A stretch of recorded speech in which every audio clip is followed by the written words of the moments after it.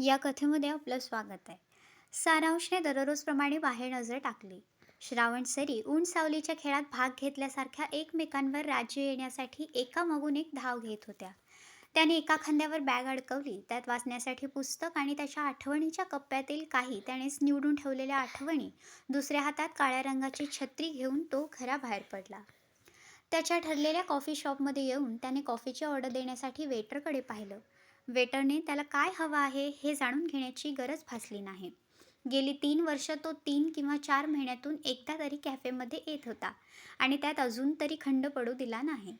Coffee येईपर्यंत त्याने बॅगमधून the bridges of Madison County पुस्तक काढून तो वाचण्यात मग्न झाला. थोडा वेळ गेल्यानंतर वेटरने कॉफी आणून टेबलवर ठेवली. वाचत असताना वेटरने आणलेली कॉफी त्याने पाहिली. वाचन एका पानावर थांबवून त्याने कॉफीचा एक सिप घेतला आणि त्याच्या आठवणींच्या कप्प्याचे दार हळूवार संध्याकाळच्या कातरवेळेत उघडलं गेलं. 42 वर्षा अगोदर जेव्हा त्याने ज्युनियर कॉलेज पूर्ण करून डिग्री कॉलेजला ॲडमिशन घेतलं होतं, ते कॉलेज त्याच्या घरापासून दूर अंतरावर शहराच्या एका टोकापासून शहर सुरू होण्याच्या टोकाला समुद्रकिनारी होतं. ज्युनियर कॉलेजचे काही मित्र ओळखीचे होते आणि काही अगोदरपासून त्याच कॉलेजमध्ये शिकत होते. या सर्वांचा एक ग्रुप होता. तोच फक्त नव्याने त्यात सामील झाला होता. शासनाचं कॉलेज असल्यामुळे यावर्षी ॲडमिशन घेतलेल्या मुलांची संख्या जास्त होती. कॉलेज प्रशासनाने सकाळ आणि दुपार असे 2 सेशन केले. सकाळच्या सेशन होण्यासाठी कॉलेजची दुसरी ब्रांच एका अनाथालयातील शाळेच्या इमारतीत होती. त्यामध्ये एक फ्लोअर शासनाच्या कॉलेजकरिता राखीव ठेवला होता. त्याने घरची परिस्थिती पाहून सकाळच्या सेशनची निवड केली आणि कॉलेज सुटल्यावर पार्ट टाइम जॉब स्वीकारला होता. सकाळच्या सेशनमध्ये फक्त तो आणि त्यांच्या ग्रुपची काही मैत्रिणी, ज्याच्यासोबत त्याची फक्त वरचेवर तोंड ओळख होती. उरलेल्या सर्वांनी दुपारचं सेशन का घेतलं हे सांगायला नको. तिची आणि त्याची मैत्री होण्याचं हे एकच कारण पुरे होतं. पहिल्यांदा जेव्हा त्यांची आणि तिची मैत्री जुळली, तो दिवस तिचे लागोपाठ 2 लेक्चर मिसिंग झाले. कारण तिला सकाळी उठायला जमलं नव्हतं. ती त्याच्याकडून नोट्स मागण्यासाठी त्याच्या डेस्ककडे आली आणि मंद स्मित करत हळूवार स्वरात त्याची विचारपूस करत नोट्स मिळतील का म्हणून विचारलं. त्याने हातात असलेली नोटबुक तिला देत असताना दोघांच्याही बोटांचा एकमेकांना स्पर्श झाला. तिने ते स्वीकारत गोड आवाजात थँक्स म्हटलं आणि तिच्या डेस्ककडे वळली. जाताना तिने मागे वळून पुन्हा त्याच्याकडे कटाक्ष नजरेने पाहिलं. तो तिच्याकडे बघत होता. रिसेसमध्ये ती अनाथालयातील शाळेच्या त्या मुलांशी खेळायची, पायऱ्यांवर बसून गप्पा गोष्टी करायची. त्यांच्या त्या मिळून जणून त्यांच्यातलीच एक वाटायची. लेक्चर झाल्यावर वर्गाबाहेर पडताना ती त्याच्याजवळ आली आणि त्याला विचारलं, कुठे जाणार आहेस? त्याने कोणताही भाव चेहऱ्यावर न आणता उत्तर दिलं, मी स्टेशनला जाणार आहे, तिथून जॉबला. तिने पुढे म्हटलं, मी स्टेशनपर्यंत सोबत आलेलं चालेल ना?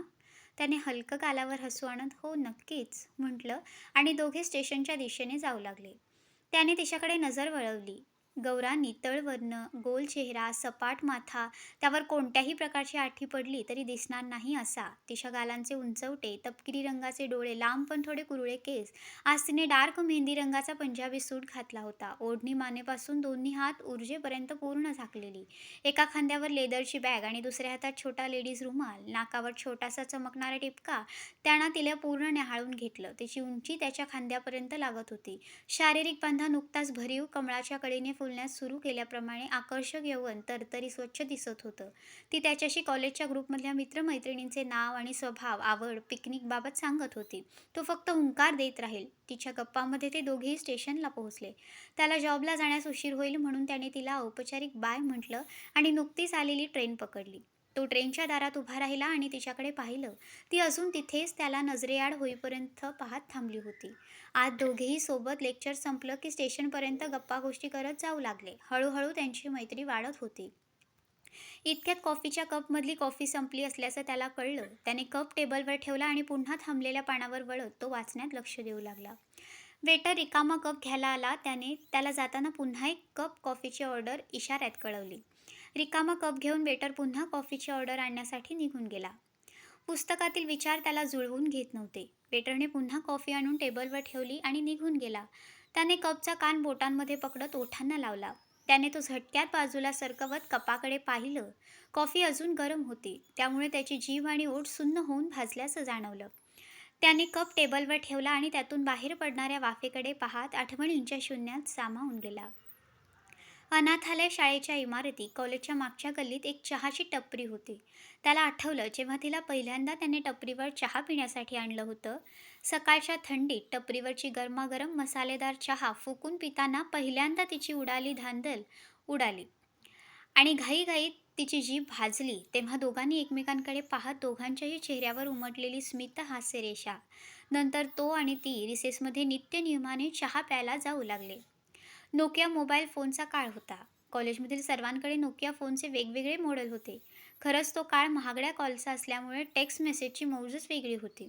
जास्त करून सर्वजण एकमेकांना टेक्स्ट मेसेज करायचे. त्याचा आणि तिचा सहवासाच्या मैत्रीत दोघेही एकमेकांना जाणून घेण्याचा प्रयत्न करत होते. दोघांनाही आता एकमेकांचा सहवास प्रिय वाटत होता आणि दोघेही दिवसातून काही वेळ ग्रुपमधून वेगळे राहू लागले. दोघांनी फोन नंबर एक्सचेंज केले. तो कामात असल्यावर, घरी गेल्यावर दोघेही टेक्स्ट मेसेजवर गप्पा मारायचे. दररोज फोनवर टेक्स्ट मेसेज करूनही पुन्हा सकाळी भेटण्याची ओढ पल्लवित होत होती. वाऱ्याच्या झुळकाप्रमाणे वर्ष सरत होती आणि आता फायनलच्या वर्षी सर्व ग्रुपला कळून चुकलं होतं की दोघांमध्ये फिलिंग्स असून ही दोघे या विषयावर बोलत नाहीत. जणू हे क्षण वाऱ्याप्रमाणे उडून जातील आणि हाती काहीच लागणार नाही. कॉलेजमध्ये डे सेलिब्रेशनचे दिवस सुरू होते. आज साडी आणि टाय डे होता. सर्वजण बिनधास्त खुल्या आभाळात पंख पसरून उडान घेऊ पाहत होते. मुलं टायच्या वेगवेगळ्या डिझाईन घालून फिरत होते. कॉलेजच्या कट्ट्यावर ग्रुपमधले काही जण ज्या कोणी टाय घातली नसेल तर त्याला चिडवत होते. कंठलंगोट हा मराठी शब्द वापरून विचारपूस करायचे आणि मस्करी, हास्याचे फवारे उडवत होते. प्रत्येक मुलगी जणू सौंदर्याची खाणच होती. तारुण्यातील तो अल्लडपणा, रूपवती, नाजूक, कोमल, कमळीय बांधा, ओठांच्या लिपस्टिकचे मेकअप, दागिने, साड्यांचे वेगवेगळे अनोखे रंग, जणू त्याला फुलांच्या मळ्यात आपण फिरत आहोत आणि त्यांचा अगणित सुगंध त्याच्या श्वासात दरवळत आहे असं वाटत होतं. तेवढ्यात ती मैत्रिणीसोबत त्याच्याकडे येत होती. दुरून तिला येताना पाहत असताना त्याच तिच्या आजच्या साज शृंगाराकडे लक्ष गेलं. वांगी कलरची सिल्कची साडी, पदरावर सोनेरी नक्षीदार बॉर्डर. आज तिने शक्यतो साडीला मॅचिंग होईल असा शृंगार केला होता. त्यात तिची कांती उजळून आली होती. तिला पाहून त्याच्या मनात काही शब्दांची जुळवाजुळव होऊन 4 ओळी उमलल्या. तुला येताना पाहून वाटलं तुझ्या सौंदर्याचा अर्थ तुला सांगावा. तू जवळ आलीस आणि तो सांगायचा राहून गेला. तसं तर या अगोदर बहुतेक वेळा त्याने तिला साडीत पाहिलं होतं, पण आज असं अचानक जुळवून येणाऱ्या शब्दांबाबत विचार करत मनातून ओठांपर्यंत आलेले शब्द त्याने तिथे अडकवून विरघळून घेतले. ती जवळ येऊन त्याच्या बाजूला उभी राहिली. सर्वजण त्यांच्याकडे आश्चर्याने पाहत होते. कॉलेजच्या कट्ट्यावर ग्रुपमधल्या काही जणांनी त्यांची मस्करी करण्यासाठी त्याला कॉंग्रॅच्युलेशन्स करू लागले. त्याला अचंबित वाटू लागलं. क्षणार्धाचा विलंब करता ती मस्करी त्याच्या लक्षात आली. सगळे खळखळून हसले. एकाने कमेंट केली, तुम्ही दोघं परफेक्ट कपल दिसता. तू तिला विचारत का नाही? दोघांनी हे ऐकून न ऐकल्यासारखं दाखवलं. तिने त्याला लायब्ररीतून एक पुस्तक घ्यायचं आहे. तिने आज लायब्ररी कार्ड आणलं नाही म्हणून दोघेही ग्रुप बाहेर पडले. सर्वांना बाय केलं. ग्रुपपासून दूर गेल्यानंतर ती म्हणाली, आज आपण समुद्रकिनारी जाऊया. खूप दिवस झाले आपण गेलोच नाही. त्याने घड्याळाकडे पाहिलं. वेळ आहे ऑफिसला जायला म्हणून होकार दिला. चालता चालता तिने तिच्या हातात गुंफून घेतला. तो तिच्याकडे पाहत होता. त्याला तिला सांगूशी वाटत होतं की आपण हे थांबवू या, कारण त्याच्यावर घरची जबाबदारी होती. वडिलांच्या मृत्यूनंतर तो आईला आर्थिक मदत व्हावी आणि त्याचा कॉलेजचा खर्च सुटावा म्हणून तो कॉलेज करून जॉब करत होता.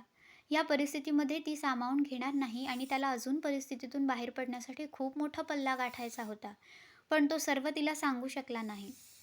चालत चालत दोघे समुद्रकिनारी आले आणि कठड्यावर बसले. समुद्रावरून येणाऱ्या लाटा आणि वाड्याच्या झोताचा गंध श्वासात सामावून घेत तो लाटांकडे पाहत विचार करत बसला. इतक्यात जोराची मोठी लाट किनाऱ्याच्या खडकावर येऊन आदळली. त्याच्या तुषारांनी दोघे ओले झाले. तिने त्याचा दंड घट्ट पकडला. पुन्हा मोठी लाट किनाऱ्याच्या खडकावर आदळली. ती यावेळी त्याच्या मिठीत सामावली. त्याने तिच्याकडे पाहिलं. तिच्या डोळ्यात भरून आलेलं प्रेम आणि चमक त्याला जाणवली. तिने एक क्षणाचाही विलंब न करता तिचे ओठ त्याच्या ओठावर ठेवले. फायनलचं वर्ष संपलं. डिग्री हातात आली. तो तिच्या प्रेमात वाहत राहिला आणि आयुष्याने एक चटकदार वळण घेतलं. त्याच्या आईचं निधन झालं आणि तो पूर्णतः कोसळला. आता घरातील तो एकमेव जबाबदार व्यक्ती होता आणि 2 त्याच्यापेक्षा लहान बहिणींची जबाबदारी आता त्याच्यावर होती. आईच्या जाण्याने आता तो संपल्यासारखं वाटत होतं. या कठीण परिस्थितीत ती फक्त एकदाच त्याला भेटायला आली आणि नंतर तिचा नंबर लागला नाही. त्याने नव्याने आयुष्य उभारण्यासाठी आणि बहिणींची जबाबदारी विचार करून पुढे जाण्याचा विचार केला. दिवस, महिने, वर्ष सरत होते. सातत्य, मेहनतीने, जबाबदारीने त्याची कामे पूर्ण करून त्याने आर्थिक परिस्थिती सुधारण्यावर लक्ष केंद्रित केलं. काही वर्षातच तो एका मल्टीनॅशनल कंपनीत CEO म्हणून रुजू झाला. इतक्यात त्याला त्याच्या आजूबाजूला मोठ्याने सुरू असलेल्या गोंधळाची जाणीव झाली. त्याने शून्यातून बाहेर येत समोर पाहिलं तर टेबलवरील व्यक्ती ऑर्डर अजून का आली नाही म्हणून ओरडत होती. त्याने कॉफीच्या कपवर नजर टाकली. ती पूर्ण थंड झाली होती आणि तिच्यावर ब्राऊन थर जमा झाला होता. त्याच्याकडे पाहत त्याला जाणवलं की आत्ताचं आयुष्य पण ह्या कॉफीप्रमाणे थंड आणि शांत झालं आहे. आता ती पिऊन याची की वेटरला दुसरी आणायला सांगायची? या त्याने विचार केला, ती आता त्याच्या आयुष्यासारखीच परिस्थिती आहे. पिऊन घेतली तर वेस्ट जाणार नाही आणि सोडून दिली तर तिच्या आयुष्याचा काहीच उपयोग झालेला नाही. म्हणून त्याने ती पिऊन घेतली आणि पुन्हा पुस्तकाकडे वळला. आज त्याच काही त्यात लक्ष लागत नव्हतं. त्याने हातातल्या घड्याळाकडे पाहिलं. खूप उशीर झाला आज. तरीही अजून कशी आली नाही? लोकल तर वेळेवर आहेत. त्याने कॉफी शॉपच्या मिररमधून रेल्वे स्टेशनकडे पाहिलं आणि विचार करू लागला, का? का कुणास ठाऊक कोणत्या नात्यांनी ते दोघे बांधून होते याच विचारात पुन्हा गर्द झाला. आयुष्यात परिस्थितीवर मात करून त्याने उंच भरारी घेतली होती. आज त्याने जे काही कमावलं होतं त्याने त्याला एका नव्या उंचीवर नेऊन बसवलं होतं. त्याने दोन्ही बहिणींची खूप ताटामाटात लग्न करून दिली होती आणि 4 वर्षापूर्वी त्याचं लग्न झालं होतं. एक मुलगा आणि मुलगी, 2 पाल्य होते. त्याच्या स्वप्नांच्या जगात तो मोकळा श्वास घेत होता. सर्व काही व्यवस्थित सुरळीत सुरू होतं आणि एक दिवस त्याच्या कामाच्या अखत्यारीत एक नवीन डिव्हिजन जोडलं गेलं. 2-3 महिने तिथे कामगार आणि DM यांच्यात होणारे वाद मॅनेजमेंटकडे येत होते. त्याचा कसोशीने चौकशी करण्यासाठी त्याने एकदा कामगार आणि DM यांची मीटिंग ठेवली. त्याचं लक्ष DM मॅनेजरच्या नावाकडे गेलं. त्या नावाशी त्याचं मागील आयुष्याशी संबंध असणारी ती पुन्हा त्याच्यासमोर आली. त्याने तिला ऑफिशियल कॉफी मीटिंगसाठी आणि कामगारांच्या अगोदर तिची बाजू ऐकण्यासाठी बोलावलं. ती त्याच्या केबिनमध्ये आली. साधारण 12 वर्षानंतर तो तिला पाहत होता. तिच्यात विलक्षण बदल झाला होता. तिने गडद जांभळ्या रंगाचा ड्रेस, त्यावर मॅचिंग साजेशी ओढणी, आजही त्याच स्टाईलमध्ये पूर्ण मानेपासून हाताच्या मनगटापर्यंत घेतलेली, डोळ्यावर जाड रेक्टोफ्रेमचा चष्मा, चेहऱ्यावर मनातल्या जखमा दडपवत ती त्याच्याशी बोलत होती. तब्येतीत थोडी जाड झालेली. जेव्हा त्याने तिच्यासोबत शेक हँड केला तेव्हा त्याला तिचे नाजूक रेशमी हात थोडे रठ्ठ झालेले जाणवले. तिच्या डोळ्याखाली काळी वर्तुळं आपली जागा निश्चित करण्याच्या तयारीत होते. तिने त्याच्याकडे पाहून जणू ती पहिल्यांदाच त्याच्याशी भेटत आहे असा संवाद करीत होती. तिची बाजू ऐकल्यानंतर त्याने तिला ठीक आहे, मी बघतो काय करायचं ते. पुढे ती काहीही न बोलता केबिन बाहेर पडली. तो काचेच्या दरवाजातून दूर जाईपर्यंत तिच्या आकृतीकडे पाहत होता, पण ती मागे वळली नाही. तिची बाजू आणि कामगारांची बाजू ऐकून त्याने दोन्ही बाजूने विचार करून एक मध्यम मार्ग सुचवला आणि तो कामगारांनाही मान्य झाला.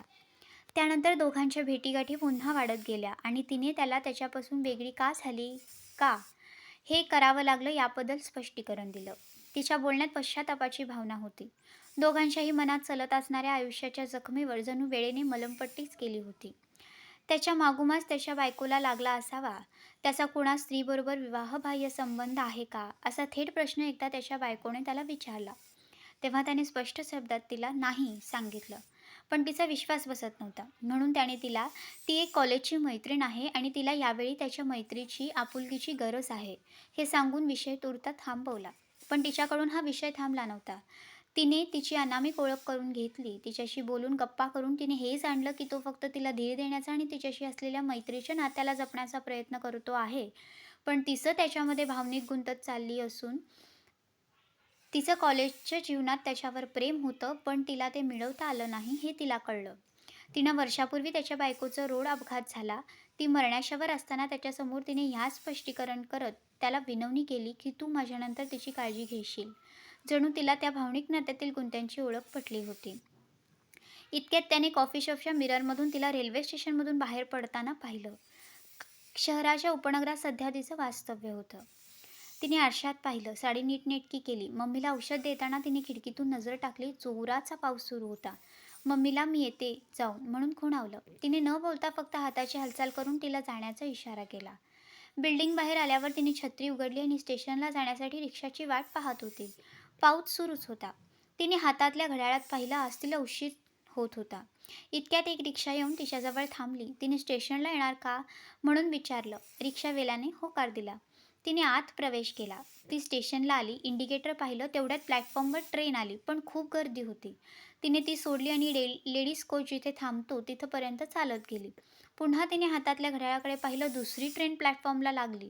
तिच्यात चढता येण्यासारखी मोकळी जागा असल्यामुळे ती ट्रेनमध्ये चढली. ट्रेन सुरू झाली. आत येऊन बसण्यासाठी तिने कोचवर एक नजर फिरवली. पण कुठेच तिला रिकामी सीट नजरेत पडली नाही. म्हणून ती 2 सीटच्या मधल्या जागेत एका हातात छत्री आणि दुसरा हात वर हँडलला पकडून उभी राहिली. इतक्यात तिच्या वयाला पाहून तिच्या समोर बसलेला नाजूक तरुण, चुणचुणीत मुलीने उठून तिला बसण्यासाठी जागा दिली. ती स्नेहाने हसत तिला थँक्स म्हणाली. त्या कॉलेजला जाणाऱ्या मुलीकडे पाहून तिला तिच्या कॉलेजच्या आठवणी ताज्या झाल्या आणि ट्रेनच्या वेगासोबत तिने त्या आठवणींच्या प्रवासाला सुरुवात केली. 10वीला चांगले टक्के मिळाले तेव्हा मम्मी-पप्पांची इच्छा होती, की शहरातल्या मोठ्या प्रतिष्ठित कॉलेजमध्ये तिने पुढचं शिक्षण पूर्ण करावं. पण त्यांची मर्जी न जुमानता तिने शासनमान्य कॉलेज निवडून स्वतः ॲडमिशन घेऊन आली होती. त्या दिवशी दोघेही तिच्यावर खेकसले आणि ओरडून खूप काही बोलले होते. तिने रागात येऊन तिचा रूम लॉक केला. थोड्या वेळाने मम्मा तिची समजूत काढायला आली आणि तिने तिला जवळ मिठीत घेत, "ठीक आहे, पण पुढे टाकलेलं पाऊल पाठी घेऊ नकोस. आता तू मोठी झाली आहे. तेव्हा तुझे निर्णय तू घेताना अगोदर विचार करत जा आणि घेतलेल्या निर्णयाच्या पाठी ठामपणे उभी राहायला शिक. नाहीतर." आणि नंतर तीच रडू लागली होती. तिला माहीत होतं का ते, कारण गेली 5-6 वर्ष दोघांच्याही नात्याला संशयाचा रोग लागला होता. त्यामुळे दोघांमध्ये घरात वाद होत होते. त्यात तिने त्यांच्या इच्छेविरुद्ध जाऊन ॲडमिशन घेतल्याने त्याचा सर्व दोषारोप मम्माला देण्यात पप्पा मागे हटले नाही. यानंतर तिचा कॉलेजमध्ये ग्रुप तयार झाला आणि तिने जास्त काही त्यांच्या नातेसंबंधात लक्ष घातलं नाही. जास्तीत जास्त वेळ ती कॉलेज कट्ट्यावर घालवायची.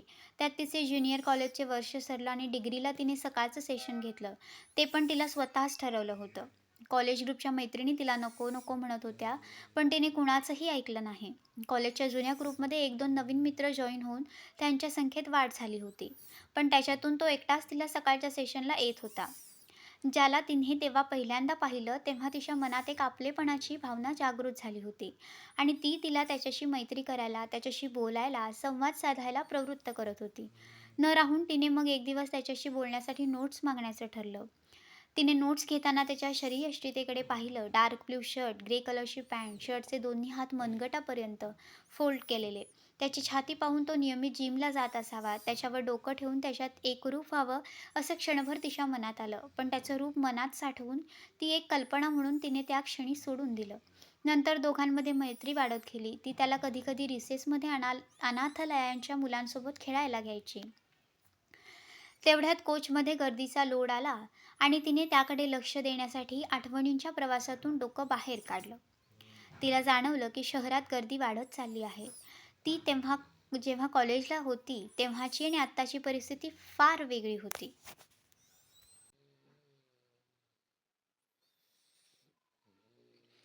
ट्रेन सुरू झाली. पावसाच्या सरीमुळे खिडकीतून पाणी आत येत होतं. तिने त्याकडे मान वळवली. ट्रेनने हळूहळू वेग घेतला, त्यामुळे बाहेरील दृश्य वेगाने पुढे जात असताना तिचं अवधान रेल्वे स्टेशनवरील स्टॉलमधल्या चहाच्या कपांकडे गेलं. तेवढ्यात खिडकीजवळ बसलेल्या बाईने ती बंद केली, पण त्या चहाच्या कपांसोबतची गोड आठवणींचा गंध तिच्या मनात दरवळू लागला. हिवाळ्यात सकाळच्या सेशनमध्ये कॉलेजला येताना खूप थंडी असायची. स्वेटर घालूनही ही थंडी जात नसायची. वर्गात आलं की बरं वाटायचं. रिसेसमध्ये मुलं खाली कुठेतरी जाऊन ताजेतवाने होऊन यायची. त्याच्या चेहऱ्यावर त्या कडाक्याच्या थंडीत छान उत्साह पुन्हा आलेला असायचा. म्हणून त्याने एकदा तिला अनाथालय शाळेच्या इमारती म्हणजे मागच्या काल्लीत एक चहाची टपरी होती, तिथे घेऊन गेला होता. काय मस्त चहा होता तो. अजूनही त्याची चव तिच्या जिभेवर रेंगाळत होती. त्यानंतर दोघेही दररोज एकत्र चहा प्यायला जायचे. नवीन नवीन 3-4 दिवस चहाचे पैसे देताना शर्यत लागायची. मग तोच पैसे देत राहिला आणि तिलाही मनातून तो आवडू लागला होता. म्हणून त्यालाच पुढाकार करून देऊ लागली. दोघांची मैत्री वाढत गेली. पहिलं वर्ष सरलं.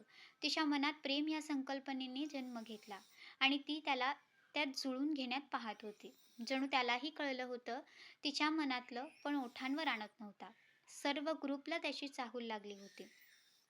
आज कॉलेजमध्ये साडी आणि टाय डे होता. ती साजशृंगार करून कॉलेजला आली. त्याला भेटण्यासाठी ती त्याला शोधत होती. त्याला तिच्या प्रेमाचा क्लू द्यायचा होता, जेणेकरून तो समजून तिला प्रपोज करण्यासाठी पुढाकार घेईल. तिने त्याला कॉलेजच्या कट्ट्यांवर ग्रुपमध्ये असलेलं पाहिलं आणि येऊन त्याच्या बाजूला उभी राहिली. कॉलेजच्या कट्ट्यावर ग्रुपमधल्या काही जणांनी त्यांची मस्करी करण्यासाठी त्याला कॉंग्रॅच्युलेशन्स करू लागले. त्याच्या चेहऱ्यावरचे अचंबित भाव तिने जाणले होते. नंतर सगळे खळखळून हसले. एकाने कमेंट केली, "तुम्ही दोघं परफेक्ट कपल दिसता. तू तिला विचारत का नाही?" दोघांनी हे ऐकून न ऐकल्यासारखं दाखवलं होतं. तिने त्याला लायब्ररीतून एक पुस्तक घ्यायचं आहे. तिने आज लायब्ररी कार्ड आणलं नाही, म्हणून त्याला ग्रुप बाहेर घेऊन आली आणि जाताना सर्वांना बाय केलं. ग्रुपपासून दूर गेल्यानंतर तिने समुद्रावर जायची मागणी केली आणि तोही गुमान तिच्यासोबत चालत राहिला. चालता चालता तिने तिचा हात त्याच्या हातात गुंफून घेतला. मोठी लाट किनाऱ्याच्या खडकावर आदळल्यानंतर ती त्याचा मिठीतली ऊब तिला अजूनही जाणवत होती. कॉलेजचे दिवस काळाप्रमाणे पुढे गेले आणि दोघेही प्रेमात वाहत गेले. कॉलेजचं शिक्षण पूर्ण झाल्यावर तो जॉब शोधत होता. प्रयत्न करत होता, पण यश हाती लागत नव्हतं आणि त्यातच त्याच्या मम्मीच्या निधनाची बातमी तिला कळली. तो पूर्णतः कोसळला होता. आता घरातील तो एकमेव जबाबदार व्यक्ती होता आणि 2 त्याच्यापेक्षा लहान बहिणींची जबाबदारी आता त्याच्यावर होती. मम्मीच्या जाण्याने आता तो संपल्यासारखं वाटत होतं. या कठीण परिस्थितीत ती त्याला भेटायला जाण्याच्या अगोदरच्या रात्री तिच्या मम्मी-पप्पांचं जोराचं भांडण झालं. त्यांच्या नात्याला संशयाचा नायटा झाला होता आणि तो बरा होण्याच्या पलीकडे चालला होता. त्यामुळे पप्पांनी वेगळं राहण्याचा निर्णय घेतला आणि ते घर सोडून गेले. ती रात्र तिने मम्माला समजावण्यात आणि वाहणाऱ्या आसवांच्या धारा रोखण्यातच गेली. नंतर कुठेतरी तिला पहाटे 4 वाजता डोळा लागला. अलार्मच्या आवाजाने तिला जाग आली. तिने तयारी केली. मनात रात्रीचं दुःख घर करून होतं. तिच्या मनात प्रश्न होते. आता मम्मीला तिच्याशिवाय कोणताच आधार नव्हता. म्हणून तिने त्याची फक्त एकदाच भेट घेतली आणि नंतर त्याच्यापासून दूर जाण्यासाठी तिने तिचा फोन नंबर चेंज केला. त्यानंतर ज्या घरात ती आणि तिची आई राहत होती, ते घर तिच्या पप्पांच्या नावाने खरेदी केलं होतं आणि तो आता घटस्फोट मागत होता. मम्मीने कायदेशीर कारवाई करून त्याच्याकडून दोघींच्याही आयुष्याची तजवीज केली आणि त्याचं घर सोडून त्या दोघी शहराबाहेर उपनगरात राहायला आल्या. त्यानंतर पुन्हा तो तिच्या आयुष्यात एक सीईओ म्हणून आला आणि आयुष्य पुन्हा बहरून आल्यासारखं तिला वाटलं. इतक्यात तिने कोचमधील अनाउन्समेंट ऐकली. तिचं स्टेशन आलं होतं. गर्दीतून मार्ग काढत ट्रेन थांबली. ती स्टेशन बाहेर पडली आणि समोरील कॉफी शॉपच्या दिशेने चालू लागली. त्याने तिला समोरून येताना पाहिलं. आज तिचा वाढदिवस होता, म्हणून तो तिला त्याच्यासोबत राहण्यासाठी विचारणार होता. याबाबत त्याने आपल्या दोन्ही मुलांना व्हिडिओ कॉल करून कल्पना दिली, जे देशाच्या बाहेर वास्तव्य करत होते. तिने गडद निळ्या रंगाची साडी, तिच्यावर पिवळ्या रंगाने भरलेली बॉर्डर, साडीवर पिवळ्या मध्यम आकाराचा वर्तुळाची डिझाईन. ती जवळ आली आणि त्याच्यासमोर बसली. तिच्या चेहऱ्यावर वयानुसार सुरकुत्या आणि आपली जागा घेत होत्या. आज तिच्या चेहऱ्यावर नितळ, स्वच्छ आणि आनंदी पाहून त्यालाही मस्त वाटलं. त्याने वेटरकडे बिल मागितलं. काही वेळाने वेटर बिल टेबलवर ठेवून निघून गेला. ती त्याच्यासमोर लाजत बसली होती. जणू आतही दोघे अजूनही तरुण आहेत आणि तो तिला आता डेटला घेऊन जाणार असल्यासारखं ती त्याच्या बोलण्याची वाट पाहत होती. त्याने बिलचा केस उघडला आणि पैसे ठेवून तिला चल म्हटलं. जणू त्याला बिल किती झालं हे अगोदरच माहीत होतं. दोघांनीही कॅफेबाहेर येऊन वर आभाळाकडे पाहिलं. काळोख दाटत चालला होता. परिसरात ओला गारवा बहरत होता. नुकती पावसाची सर येऊन रस्ते ओले झाले होते. दिव्यांची रोषणाई हळूहळू शहराला उजाळत होती. दोघंही त्याच समुद्रावर आले, ज्याच्यासमोर तिने त्याला मिठी मारली होती. दोघंही एकच विचार करत होते. आयुष्याचा एवढा प्रवास करूनही तिला त्याची आणि त्याला त्याची सोबत असणं हे अजूनही उमगत नव्हतं. पण त्या दोघांमध्ये असं काहीतरी होतं, ते फक्त दोघंच जाणत होते. आयुष्याच्या वेलीवर या नात्याचा फुलांचा गंध अजून अर्धा असूनही पूर्ण बहरला नव्हता. त्यालाच त्याने हाफ लव्ह संबोधून दिलं होतं. त्याने तिला त्याच्या डोळ्यासमोर आणलं. तिचा हात आपल्या तळहातात घेतला. तिच्या डोळ्यात स्नेहपूर्ण पाहत म्हटलं, "आय लव्ह यू." ती त्याच्याकडे पाहत होती. त्याचे केस पांढरे झाले होते. हा किंचितचा फरक सोडला तर त्याची शरीरयष्टी अजून तशीच मेंटेन केली होती. जशी त्याच्याकडे पहिल्यांदा नोट्स मागताना त्याची छवी तिने मनात साठवून ठेवली होती. अगदी तशी. तेवढ्याच जोराची मोठी लाट किनाऱ्याला आदळली आणि ती त्याला विलगली.